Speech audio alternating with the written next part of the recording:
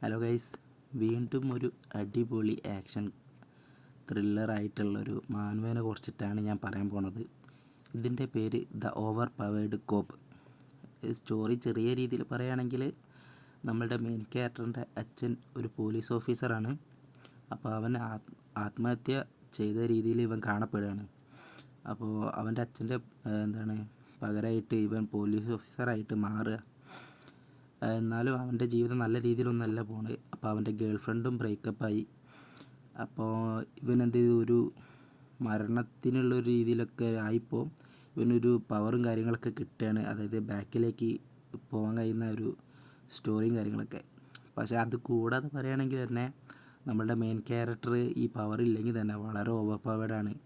ഓരോ ഫൈറ്റ് സീനും കാര്യങ്ങളൊക്കെ കാണുമ്പോൾ നമുക്ക് എണീച്ച് നിന്ന് ക്ലാപ്പ് അടിക്കുക, കൂകുക, അങ്ങനെയൊക്കെ പറയില്ലേ സിനിമ കാണുന്നവർ തന്നെ.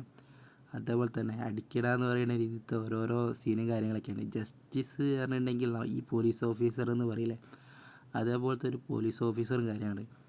എവിടെ തെറ്റ് നടത്തിയിട്ടുണ്ടെങ്കിലും ഇവൻ അവിടെ പോകും, അത് മാറ്റിയിരിക്കും. അങ്ങനെയുള്ളൊരു പോലീസ് ഓഫീസർ. അപ്പോൾ എന്തായാലും ഇങ്ങനത്തെ ഒരു സ്റ്റോറിയും കാര്യങ്ങളൊക്കെ വായിക്കുക.